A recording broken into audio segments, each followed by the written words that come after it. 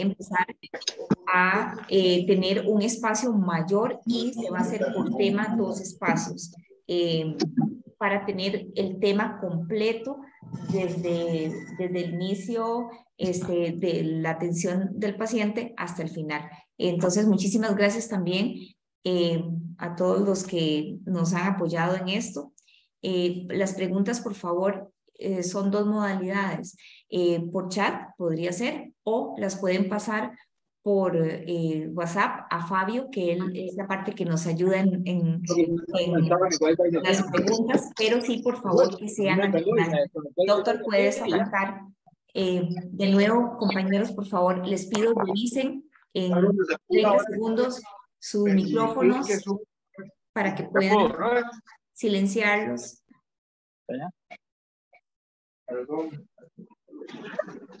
Ahí tal vez, Pri, lo que podemos hacer es cuando ya inicie el doctor, entonces ya puedes vos desde el hospedador silenciarlos, ¿verdad? Si alguien se le activa, súper bien, pero también, colegas, seamos responsables y verifiquemos nada más que lo tengamos en silencio para darle el mayor aprovechamiento y principalmente porque la sesión está siendo grabada y posteriormente se va a compartir de 2 maneras, a través del Drive y a través de un canal de YouTube. Entonces esperemos que sea uno de los procesos de mejora de este año para todos.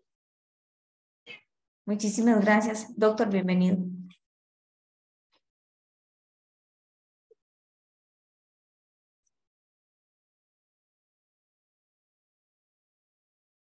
Listo, ahora sí, buenas noches. Muchas gracias a ustedes por la invitación. Aquí, como les dije, un poco en carreras y un poco ocupado, pero tengo que sacar el ratillo para colaborar en esto. Y como dicen ustedes, bueno, las cosas tienen que seguir caminando como lo hicieron el año pasado. Ojalá sea y mejore este año, ¿verdad? Y que esto continúe, ¿verdad? Porque la educación continua siempre es importante para todos. Y créanme que, bueno, por lo menos de mi parte y de la Cruz Roja va a ser el camino eh, para lo que continúe. Entonces, muchas gracias por la invitación y por comenzar el año con este tema. Entonces, como dijo Priscila, voy a compartirles ahí. Lo que vamos a ver es trauma craneoencefálico y ahí logran ver bien, ¿sí? Sí, señor. Perfecto, Sí, señor. Perfecto.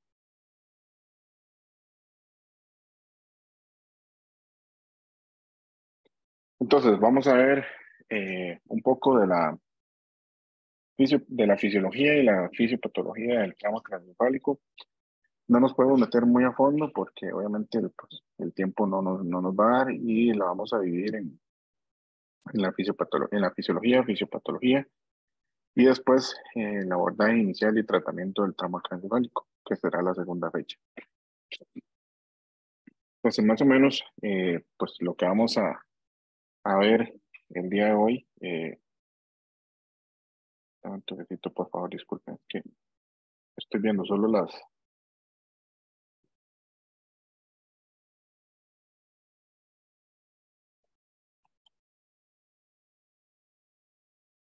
logro solo verlas, no veo las diapositivas yo.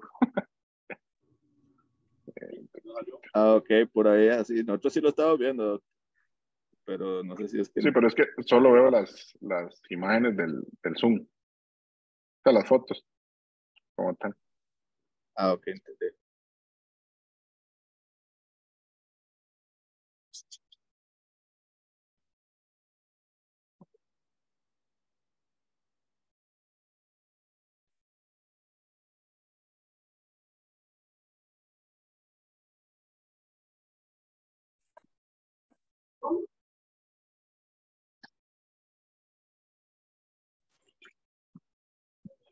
Quite.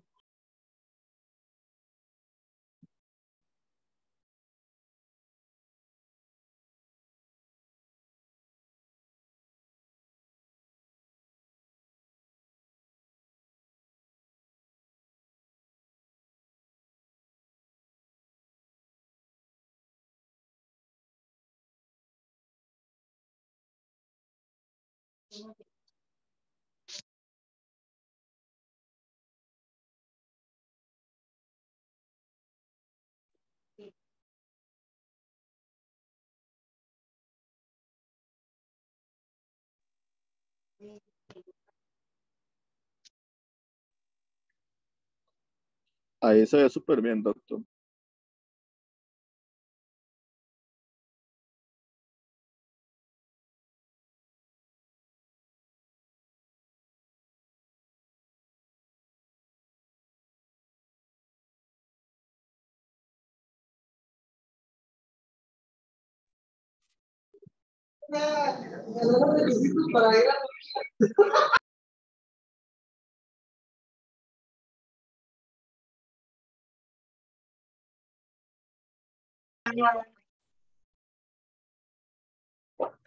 ¿Qué? No, era... Ahí tal vez, doctor, si al final se le complicara mucho, puede hacerla así. Ahí sí. Sí, Ahí sí la ve bien. Gracias. Como Ahí se lo clases. estás escuchando. Gracias. Ok, perfecto. Listo. Ya está arreglado, hermano. Gracias.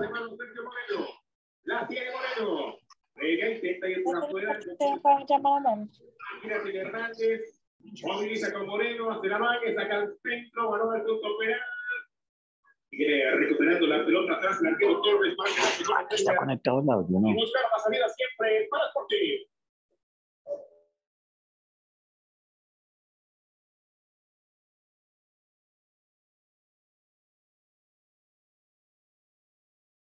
Lo que viene. Adelante, doctor.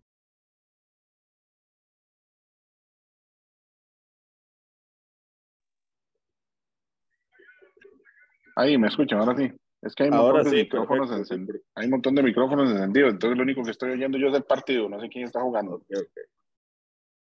Sí, pero ahora sí lo escuchamos, doctor, fuerte y claro. Perfecto.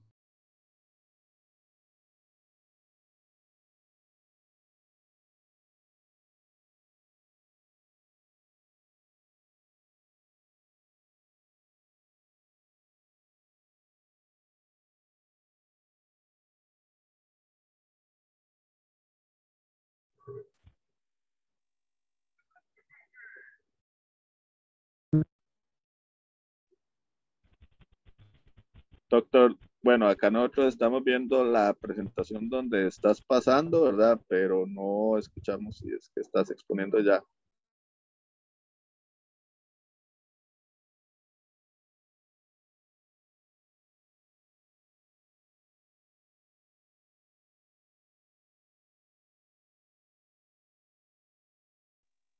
Que creo que está silenciado.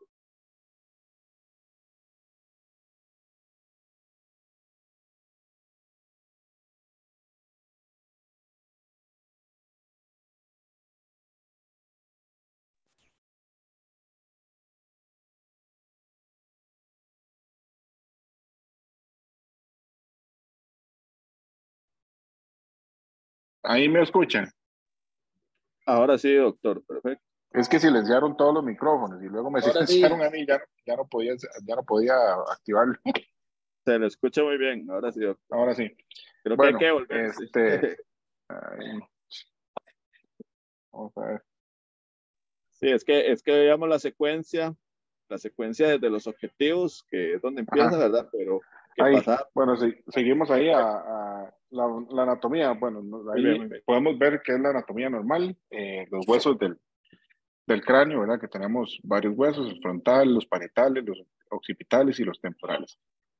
Y por supuesto también los huesos del macizo facial, ¿verdad? Lo que es los maxilares superiores, maxilar inferior, mandíbulas, que componen parte pues, de la anatomía básica del cráneo.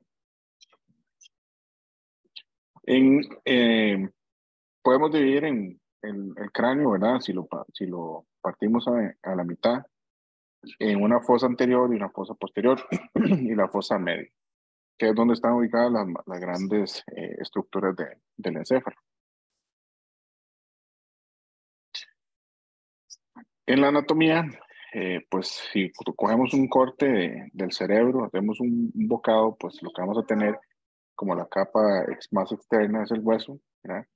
Luego de eso van a venir las estructuras que recubren el cerebro, que son las las capas externas, que son la dura madre, todas las meninges, la dura madre, la pía madre y la aracnoide. El encéfalo prácticamente está recubierto por toda la cavidad y es el 80%. Y por supuesto que es la parte más importante en la patología del trauma craneoencefálico, ¿verdad? Si obtenemos una lesión en el encéfalo, pues ahí es donde vamos a tener esa gran cantidad de problemas que nos da el trauma craneoencefálico.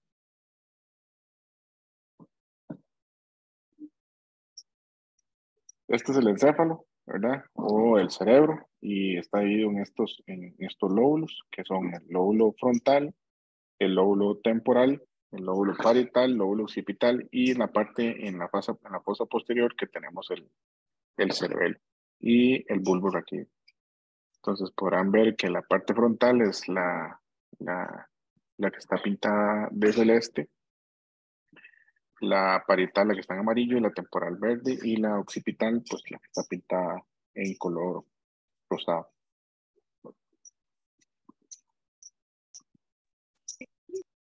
La principal función que tiene el cráneo, ¿verdad? Que es pues la capa más externa, es de protección, ¿verdad? Lo que hace es proteger las estructuras como el cerebro y la médula espinal, ¿verdad? En la parte ósea.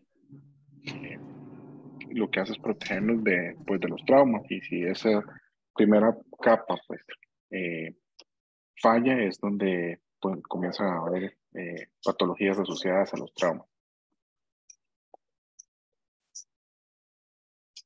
Entonces tenemos las meninges, y el núcleo cefalorraquídeo. Ahí va a estar la piel, el periósteo, el hueso, dura madre, aranoides y pía madre, y por supuesto ya en la parte más interna está pues el tejido encefálico. En ese sentido, pues ahí es donde vamos a ir viendo las patologías que son asociadas a estas meninges.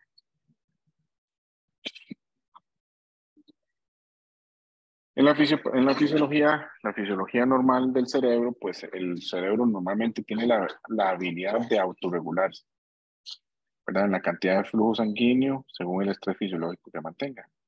El cerebro es uno de los órganos que más volumen sanguíneo requiere, ¿verdad? Por ende, cuando tenemos menos volumen sanguíneo, pues más problemas va a dar el cerebro y comienzan a tener pues disfunción en su funcionamiento. El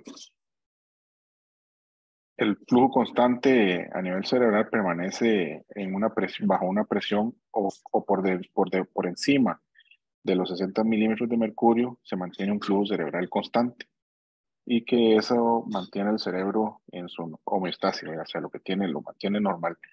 Si la presión de perfusión cerebral cae, o la presión arterial media cae por debajo de los 60 milímetros de mercurio, pues por supuesto que el flujo sanguíneo cerebral se va a disminuir. Entonces esa es parte importante en la hora del manejo del trauma craneoencefálico, saber que la presión arterial media no puede caer por debajo de los 60 milímetros de mercurio. La presión de perfusión cerebral es igual a la presión de perfusión cerebral es igual a la presión arterial media por la presión intracraneal. Entonces, si sabemos cuál es la presión arterial media, que se calcula presión arterial sistólica más 2 veces la presión arterial diastólica entre 3, y sabemos que la presión arterial está por arriba, presión arterial media está por arriba de los 60 milímetros de mercurio, sabemos que en ese momento pues tenemos un buen flujo sanguíneo cerebral, y por ende pues el cerebro se mantiene equilibrado.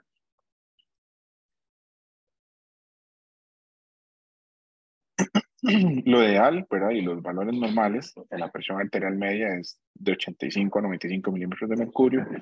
La presión arterial intracraneal debe permanecer por debajo de los 20 milímetros de mercurio. Y la presión de perfusión cerebral debe permanecer entre 60 y 70 milímetros de mercurio.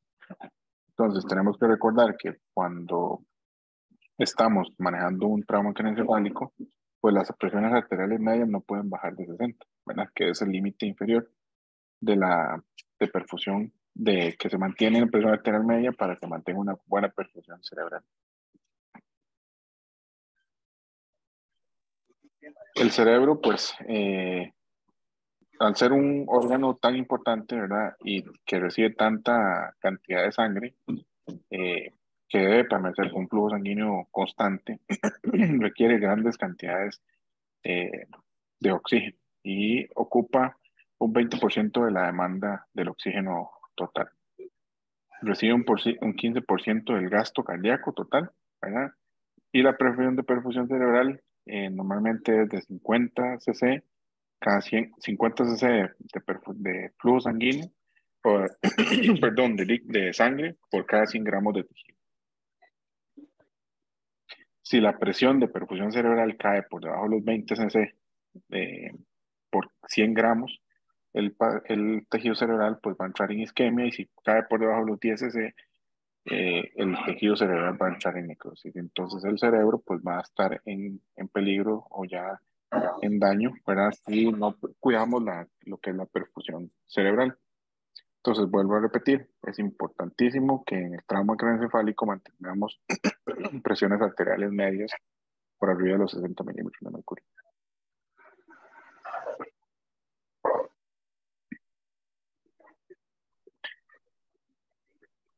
En el trauma craneoencefálico es importante saber, ¿verdad?, que el contenido cerebral dentro de lo que está de la bóveda craneana siempre va a mantenerse, ese volumen siempre es constante.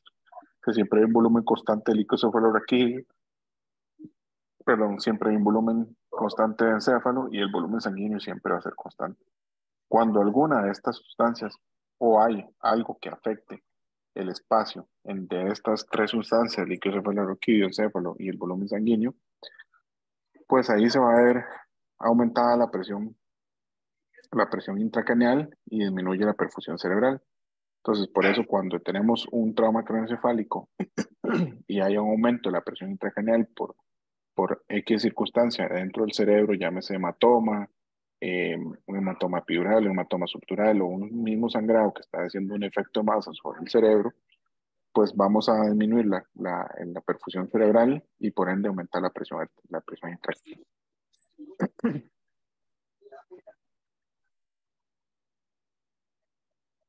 ¿Cuál es la importancia? Se ha hablado mucho del dióxido de carbono, ¿verdad?, en el manejo del trauma craneoencefálico. Y del uso de las concentraciones de CO2 en el paciente, del manejo de la hiperventilación en el paciente con trauma craneoencefálico. En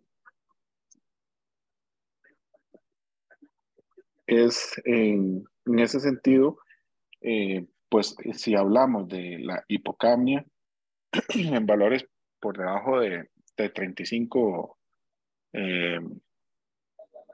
de dióxido de carbono, vamos a conseguir vasoconstricción a nivel cerebral y por ende disminuye el volumen sanguíneo y disminuye la presión intracraneal. Si tenemos una hipercapnia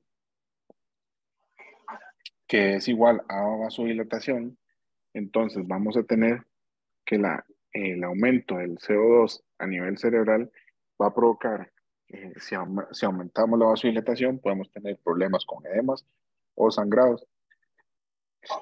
También mencionan, ¿verdad?, en algunos libros, algunas bibliografías, que la hiperventilación se puede manejar el trauma, o hay que tener cuidado con la hiperventilación en el trauma craneoencefálico. El problema de la hiperventilación en el trauma craneoencefálico es que si aumentamos el CO2, ¿verdad?, y hacemos vasodilatación, vamos a tener edemas. Pero si hacemos una hipocapnia por una hiperventilación, aumentamos el riesgo de tener vasoconstricción cerebral y disminuye el flujo sanguíneo, aumenta la presión intracraneal y por ende pues hay aumento del daño a nivel cerebral. Entonces por eso es que la hiperventilación no está recomendada en el manejo de trauma cráneo.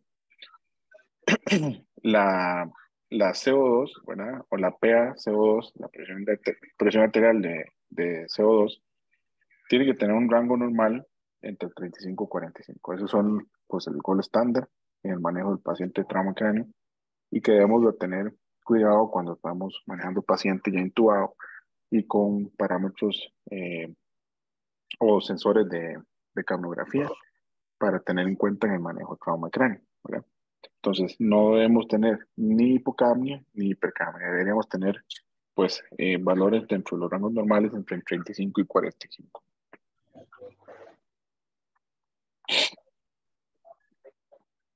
Hay diferentes mecanismos que actúan sobre el trauma craneoencefálico para tener diferentes problemas a nivel cerebral. El primero, pues, es el objeto que actúa sobre la cabeza o un objeto inmóvil, inmóvil que produce usualmente una fractura o un golpe contundente sobre la cabeza, ¿verdad? Ahí vamos a encontrar, pues, fracturas, hundimientos, fracturas lineales, hundimientos de la calota. El impacto este es el trauma craneoencefálico, que es el impacto directo. También existen otros mecanismos, que es cuando la cabeza está en movimiento y choca contra un objeto inmóvil. Esto lo que hace es un efecto de golpe contra golpe y produce una lesión contralateral a la zona del impacto. Y por supuesto, pues las heridas penetrantes a nivel de cráneo, que obviamente ahí ya estamos hablando de heridas de arma de fuego, heridas de arma blanca, que pueden hacer daño directo a nivel del tejido cerebral. Cuando hablamos de lesiones primarias, la lesión primaria es el mecanismo, es lo que ocurre durante el trauma mismo. O sea, es la primera lesión que ocurre en el trauma craneoencefálico. Aquí estamos hablando de daños por contusiones cerebrales, hemorragias, daños de nervios o vasos sanguíneos, ¿verdad? O sea, es la lesión inicial. Esta es la lesión principal y pues nos da las primeras características del paciente de trauma cráneo, que es lo que vemos nosotros en la calle, ¿verdad? Las lesiones secundarias casi nosotros nunca las vamos a ver porque obviamente son lesiones que van a ser descubiertas o ser valoradas ya en el centro médico. Pero nosotros en la calle, pues lo que vamos a encontrar son las lesiones primarias, o sea, el paciente que acaba de tener un trauma craneoencefálico y que lo abordamos con Glasgow bajo, ¿verdad? Por debajo de 9 o por debajo de 12 y que va a ir disminuyendo dependiendo de su patología. Entonces aquí en estas lesiones principales pues tenemos las contusiones, hemorragias. En estas lesiones primarias podemos tener edema a nivel cerebral, podemos tener hidrocefalias, sangrados, lesiones difusas y focales a nivel del encéfalo. Cuando hablamos de una lesión difusa, estos son pues lesiones que no se ven, ¿verdad? Pero que tienen mucho problema en el paciente, como la lesión axonal difusa, como la lesión axonal difusa, que puede tener pues daños de los axones a nivel de las neuronas. Entonces, en este tipo de lesiones, las lesiones primarias es lo primero que vamos a ver nosotros. Entonces, el paciente que vamos a tener tirado en el piso, víctima de un trauma directo, ¿verdad? O un trauma contuso cerebral que tiene pues el Glasgow bajo y entonces nosotros estamos pensando que tiene algún tipo de lesión. Entonces hay que tener en cuenta que estas lesiones son las lesiones más importantes y prácticamente a veces irreversibles. Ya las lesiones secundarias a nivel cerebral pues van a ser descubiertas en el centro médico, en el centro médico y ellos le van a dar seguimiento a su patología y probablemente sean las lesiones que vayan a quedar con secuelas del paciente.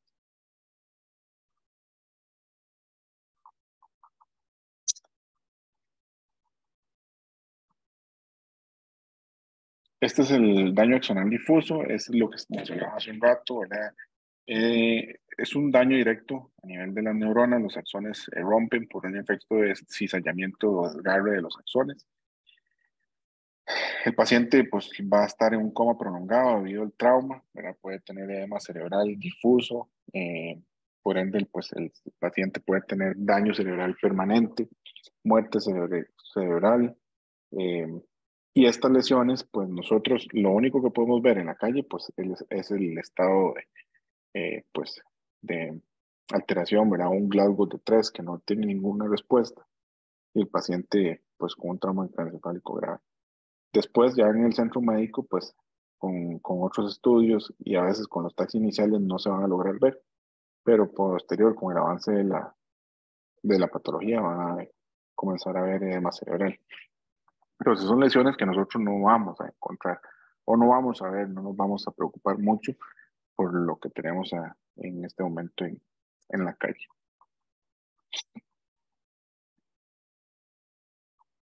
Estos son otro tipo de lesiones, ¿verdad? Ya tenemos hematomas, como el que tenemos aquí a la derecha, que es un hematoma epidural, y como el que tenemos a la izquierda, perdón, en la imagen de la izquierda van a ver los dos. A la izquierda un epidural y a la derecha un hematoma subdural.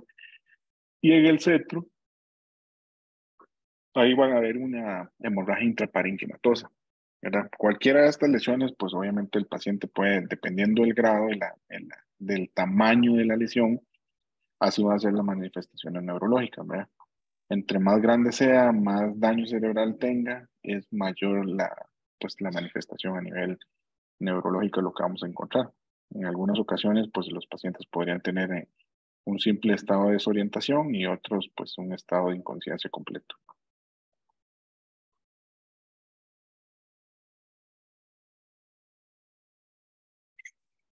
Las fracturas de cráneo, estos sí son pues patologías que vamos a encontrar nosotros en la calle y podemos, con una buena revisión del paciente, pues podemos darnos cuenta de que el paciente tiene fractura de cráneo. ¿Qué vamos a encontrar? Fracturas lineales, fracturas deprimidas, fracturas abiertas. Podemos ver en fracturas de la base cráneo, ¿verdad? En pacientes que tengan sangrados o otorragia, ¿verdad? También rinorragia, ¿verdad? Que puede ser manifestaciones de la base cráneo. Esto, pues las manifestaciones, dependiendo de las fracturas y qué con tanto compromiso sea, va a ser las manifestaciones neurológicas, ¿verdad? Porque a veces hay pacientes que tienen fracturas del cráneo y pues no tienen ninguna manifestación en esos momentos.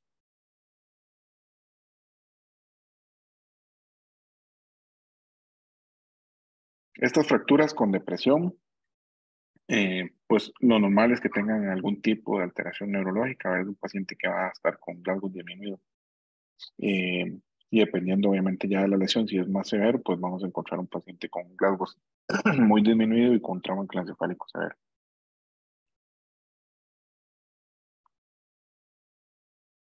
Este es el mecanismo de las contusiones cerebrales. El mecanismo se da por golpe contra golpe. Es un paciente que tiene un trauma craneoencefálico frontal y que podemos tener lesiones por contusiones hemorrágicas a nivel occipital por un efecto de golpe contra golpe.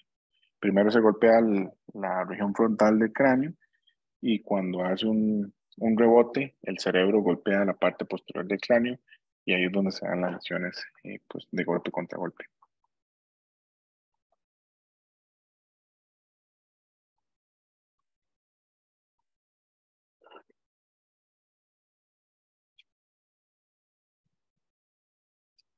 Los hematomas son de las lesiones más comunes, ¿verdad? Los hematomas epidurales o los subdurales son de las más comunes. En los traumas severos, pues no los vamos a ver.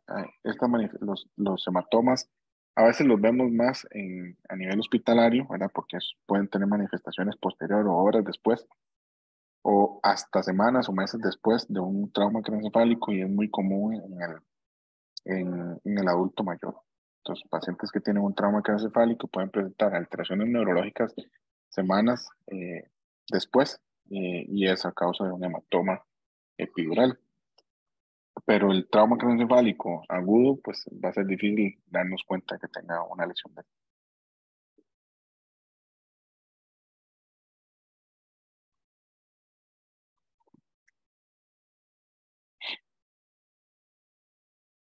Eso es un hematoma epidural, obviamente ahí ya con una craneotomía.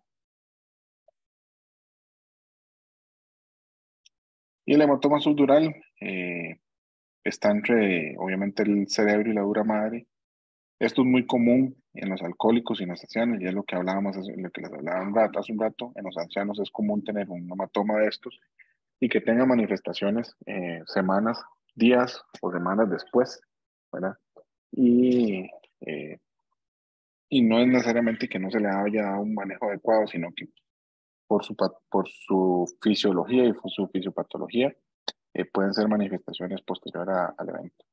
Entonces hay que tomar en cuenta cuando tenemos adultos mayores o alcohólicos que tienen trauma craneoencefálico y que les digan que tuvo un trauma craneoencefálico hace 24 horas, hace 3 días y que ahora tenga una alteración neurológica, hay que pensar en que este paciente podría tener un hematoma de este tipo y por ende pues un sangrado que va a tener compromiso.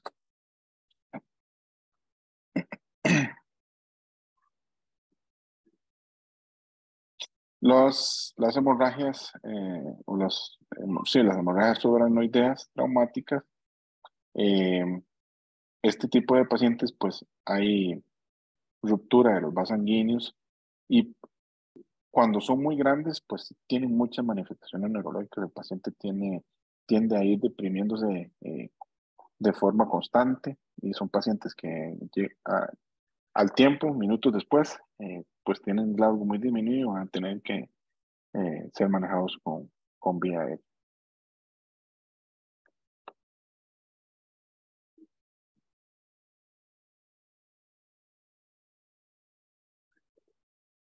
Si voy muy rápido, me dicen.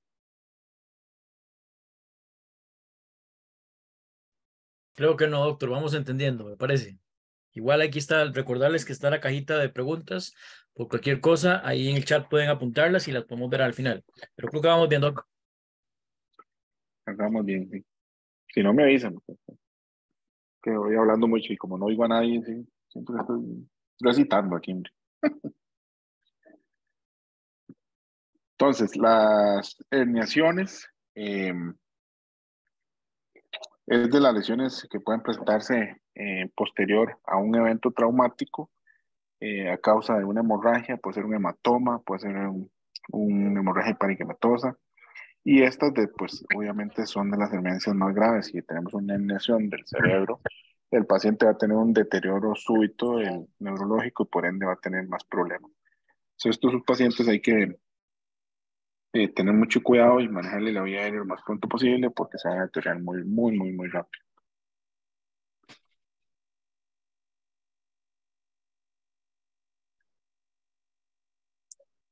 Cuando hablamos de las lesiones secundarias, pues ya hablamos de lesiones que tienen o son eventos asociados a los traumas craneoencefálicos, pero que son secundarios, o sea, son eventos que se presentan posterior a horas o días del evento.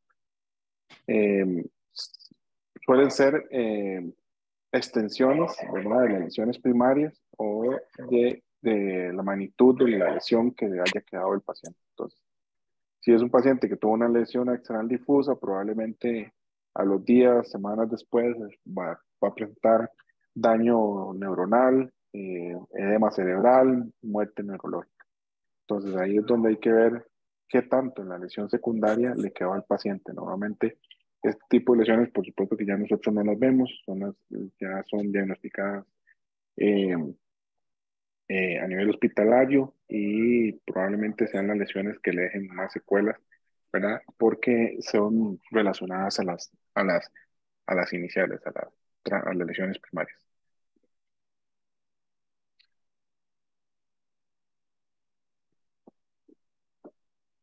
¿Qué hay que tener en cuenta?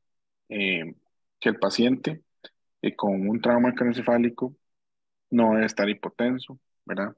Debemos evitar que el paciente tenga isquemias, tenga infartos, o sea que tenemos que oxigenar al paciente, siempre y cuando evitar la hiperoxia. No es necesario hiperoxigenar al paciente. Evitar siempre la hipoxia o la hiperoxia. Y además evitar la hipocapnia o la hipercapnia, ¿verdad? Como vimos, es todos los extremos son, pues, son malos. Siempre en el trauma craneoencefálico pues tenemos que tener en cuenta que debemos manejar siempre con oxígeno para evitar que haya isquemia o haya hipoxia o hipoxemia cerebral. Y también tenemos que manejar el paciente con rangos normales de PaCO2, ¿verdad? O del paciente. Tenemos que tener rangos normales entre 35 y 45. Por ende, tenemos que vigilar que el paciente esté bien oxigenado, no tenga hipocapnia ni tampoco tenga hipercapnia.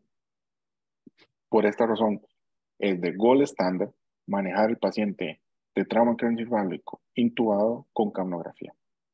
Entonces, hay que tomar en cuenta a la hora de manejar al paciente.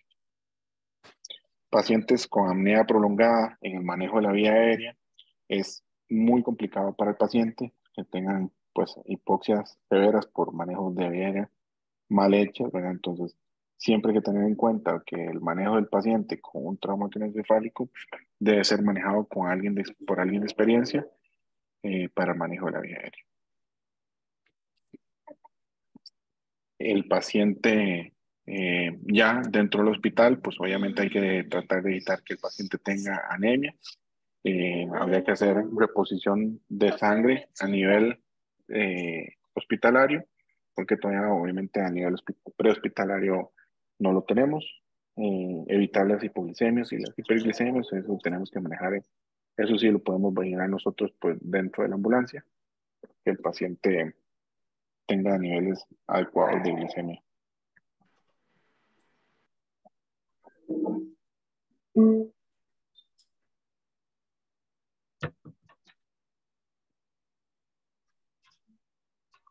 Perdón. En la presión o el aumento de la presión intracraneal, cuando tenemos en un trauma craneoencefálico un aumento de la presión intracraneal, hay una afectación en la perfusión cerebral y por supuesto que la doctrina Monro-Kelly se va a ver afectada. ¿Se acuerdan que tenemos tres líquidos o tres estructuras? Que si alguna de estas se ve afectada por alguna circunstancia, porque tenemos un sangrado, porque tenemos un hematoma, siempre se va a ver afectada la perfusión cerebral. Entonces recuerden que la cavidad ósea del cerebro es algo rígido y si aumenta la presión intracraneal a nivel interno, solo hay un hueco a nivel cerebral por donde se pueden salir, que es el foramen humano, y esto va a ocasionar una herniación. Entonces, si nosotros hacemos un adecuado manejo del paciente de trauma craneoencefálico, oxigenando bien al paciente, manteniendo con una capnografía adecuada, no aumentarles mucho el volumen, hipotensión permisiva, no permitir disminuir la presión arterial media por debajo de los 60 milímetros de mercurio. El paciente evitaremos y manejaremos adecuadamente, evitaremos la hipertensión en general y manejaremos de forma adecuada el trauma craneoencefálico. Y esta señora, pues la tríada de Cushing, que es la que todos buscamos cuando tenemos un trauma de cráneo, ¿verdad? Para resolverla o por lo menos tenerla identificada y ver que el paciente pues no tenga daño, ¿verdad? Que es la tríada de Cushing, es bradicardia, alteración del patrón respiratorio y hipertensión arterial. Si ustedes tienen un trauma craneoencefálico y tienen una tríada de Cushing, pues tienen que tener en cuenta que el paciente se va a deteriorar de forma rápida porque va a haber un aumento de la presión intracraneal. Y de alguna forma, el paciente Hasta ahora puedes va a tener meterle alteraciones botones y neurológicas. que van a poner aquí. No, se trata de... No, todavía no, vamos. ¿Te están preguntando? El micrófono que está Estoy metido activado. en una charla de... Ah, no. Está ocupado, no.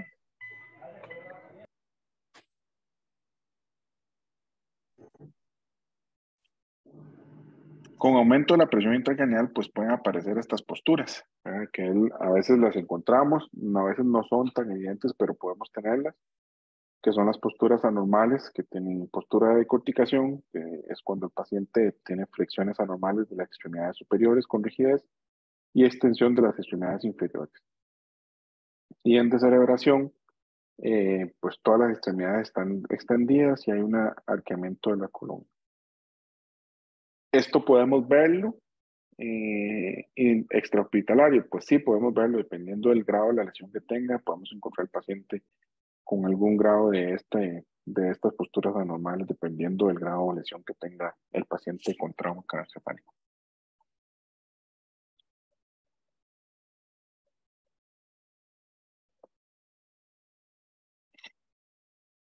Y bueno,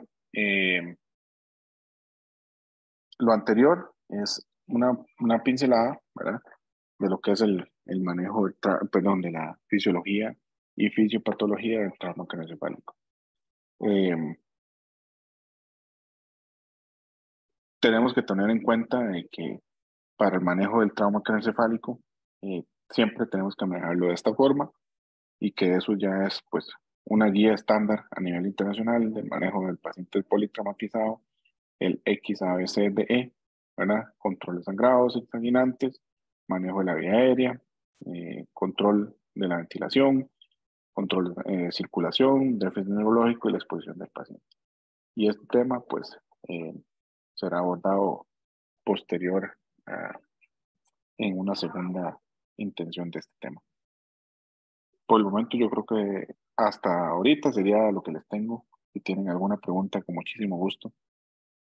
Pero no haya sido muy rápido, no haya hablado mucho.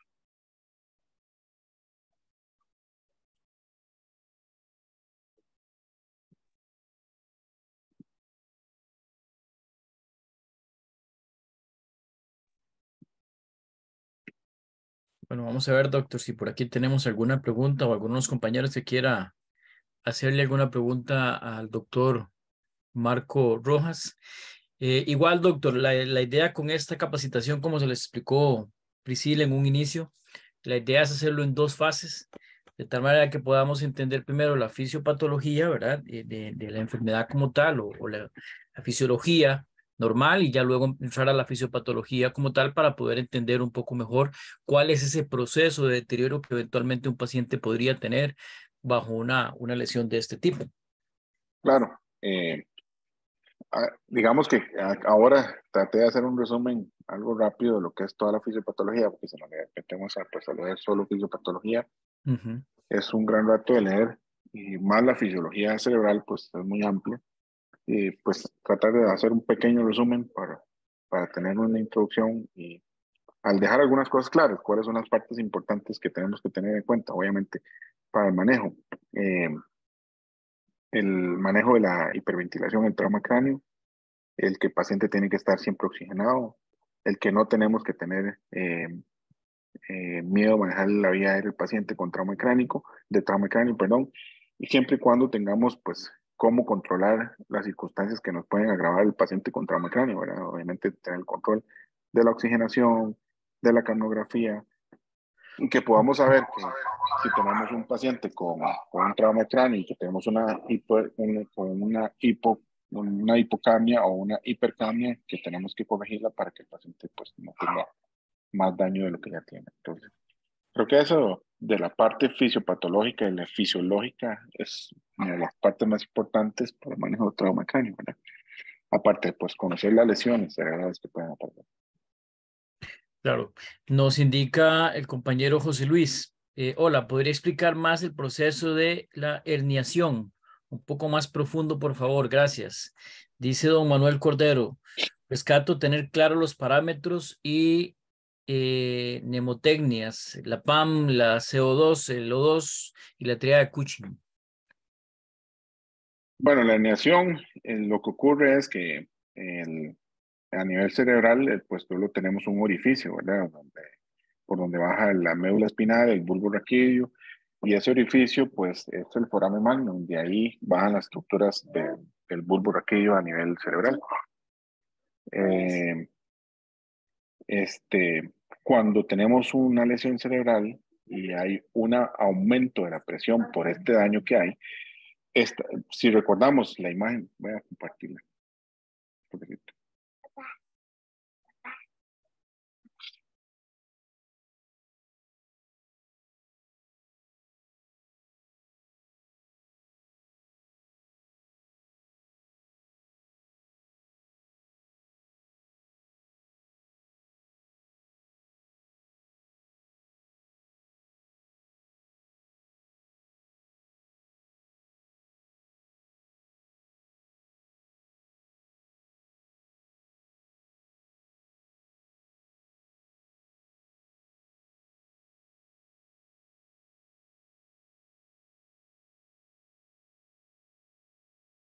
Disculpen. Cuando les voy a partir esta, más o menos para que quede. Ahí están viendo esa. Sí, doctor, ahí se ve. Ok, cuando este parámetro de aquí que dice estado normal de la presión intracraneal, ahí estamos hablando del líquido cefalorraquídeo, el encéfalo y el volumen sanguíneo. Cuando alguno de estos parámetros o estos líquidos de aquí se ve afectado por un efecto de masa, ¿verdad? Y haya un aumento de la presión intracraneal por el efecto de masa que hay, puede ser por un sangrado, puede ser por un hematoma, puede ser por un tumor. Entonces, la masa hace que los otros líquidos, o que las otras sustancias, líquido cefalorraquídeo, encéfalo o volumen sanguíneo cambien. Entonces, recuerden que la bóveda craneal es cerrada, ¿verdad? Si hay algo que presione, ¿por dónde va a salir el resto de sustancia? El líquido cefalorraquídeo, pues nada más se comprime. El volumen sanguíneo se disminuye. Y la masa o el encéfalo, ¿por dónde sale? No hay forma de que salga. Entonces, la única forma de que salga ese encéfalo es por el foramen magno. Está aquí. Entonces, si esa presión de la masa hace efecto sobre el encéfalo, la única forma es que salga por el orificio de acá. Y eso se llama herniación. En la herniación, pues obviamente ya hay más compromiso neurológico, daño cerebral, de ahí ustedes van a comenzar a ver ya aniscoria en el paciente, daño más profundo, Glasgow mayor, más disminuido. Claro, nosotros en este momento no podemos decir si es un paciente que se hernió ya, eso pues es un diagnóstico más hospitalario, pero sí hay que tener en cuenta que si tenemos pues un efecto más ocasionado por el trauma craneoencefálico, por supuesto que tenemos que pensarlo.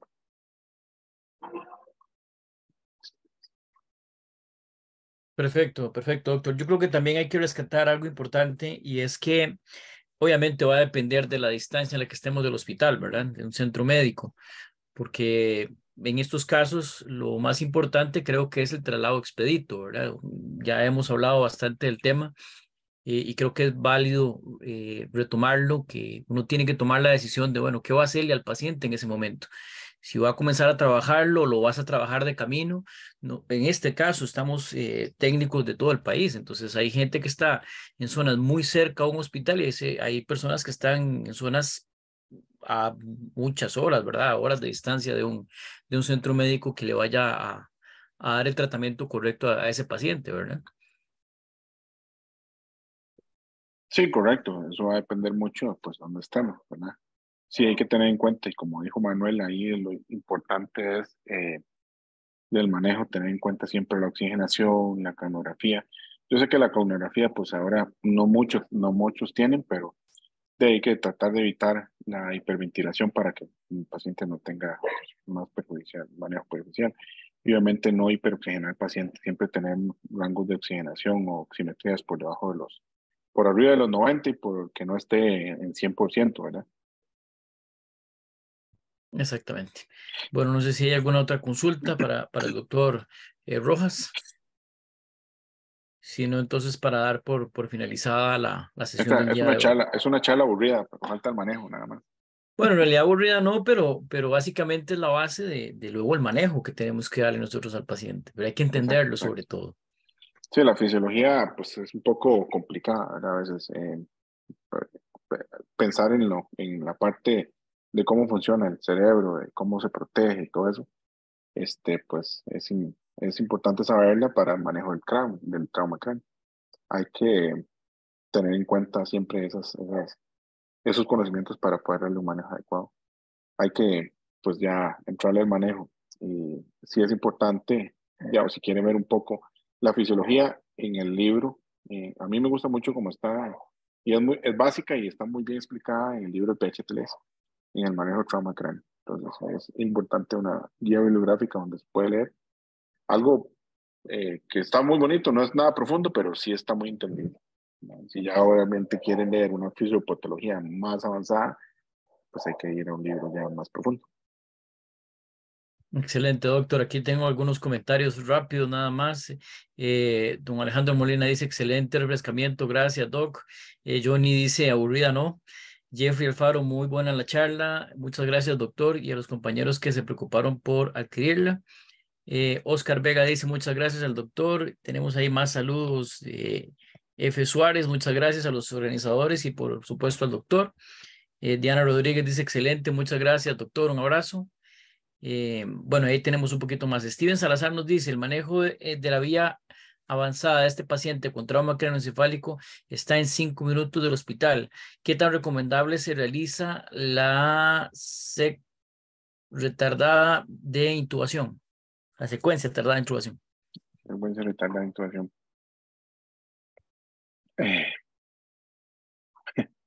Eso es una pregunta con trampa. Igual estás a 5 minutos, ¿verdad? Del centro médico. Esa pregunta me la haces Steven porque lo voy a cagar, pero vamos a ver, si estás a 5 minutos, no te vas a poner a perder el tiempo en el lugar si está demasiado cerca del hospital, ¿verdad?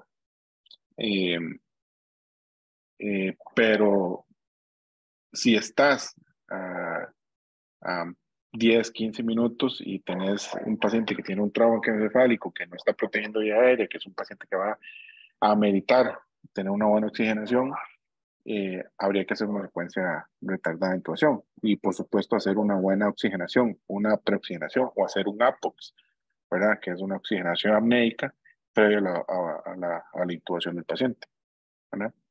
Y tampoco tenemos que perder tiempo. Y si tenemos un paciente que tiene un trauma de cráneo, estamos a 5 minutos y tiene un grado muy disminuido, póngale un dispositivo supraglótico.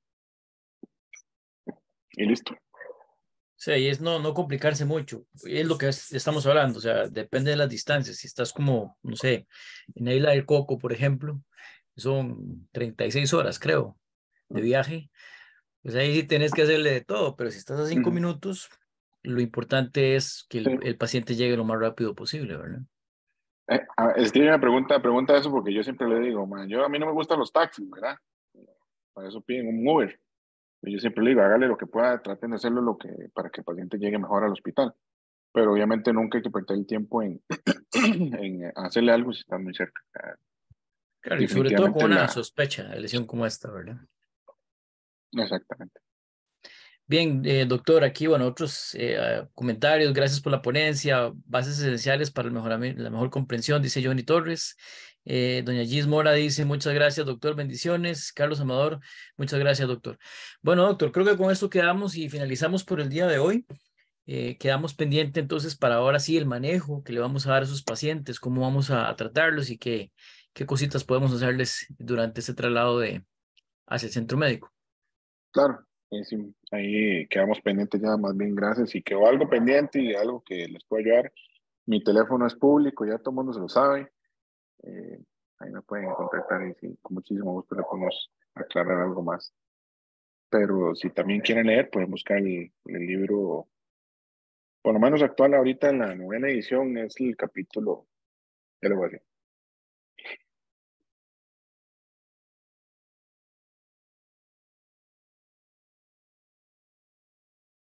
Capítulo 9 nos dice don Steven. Capítulo 9, exactamente. Bueno, y también... capítulo 8, perdón.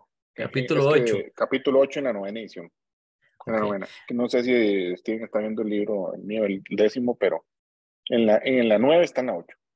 Capítulo 8. Y también recordar que esos cursos los podemos llevar también en el centro que tienen ustedes en Alajuela, ¿verdad? Que es importantísimo poder estar refrescando ese tipo de información. Sí. Doctor, nuevamente muchas gracias por habernos acompañado, a todos los compañeros también.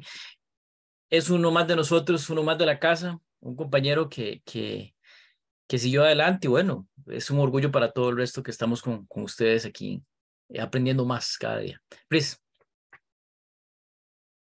Muchísimas gracias a todos, gracias por su tiempo. Estamos mejorando este año y seguiremos mejorando. Gracias, Doc, por su tiempo. Sabemos que ha sido un gran esfuerzo porque en este momento se tiene retos importantes por cumplir. Les deseamos muchísimos éxitos, muchos éxitos a todos y gracias, buenas noches. No, muchas gracias a ustedes por la invitación, en serio. Yo sé que a veces no tengo mucho tiempo y ahora un poco menos de tiempo, pero siempre es importante compartir y créanme que lo hago con mucho gusto y además que siempre he estado en el pro de que tengamos una educación continua. Saben que en Alajuela siempre lo hemos tenido así y ahora pues vamos a buscar que esto sea no solo muy localizado. Por eso que mi apoyo total a ustedes, esto tiene que ser nacional, así como lo están haciendo. Muy bien, muchas gracias. Excelente, entonces que pasen buenas noches y muchas gracias a todos. Saludos. Gracias, buenas noches. Buenas noches, gracias a todos. Muchas gracias, buenas noches. Buenas noches. Buenas noches, muchas gracias. Los esperamos en el PHTLS y el MLS. Pura vida, Doc. Gracias, gracias, Doc. Con gusto. Hola, Muchas gracias. Qué bien lo veo, Chatico, qué bien lo veo. ¿Ah? Mira el famoso chat ahí. No, disculpa, es que venía en el carro manejando y se me cayó la señal y me quedé, vengo llegando a la casa, entonces ahí fue, mucha, qué pena. Oiga, No la juntó. se le cayó la camisa también. Ah, sí. Pero tal vez dejar de grabar ahí para ya guardar el video ya óptimo. Para seguir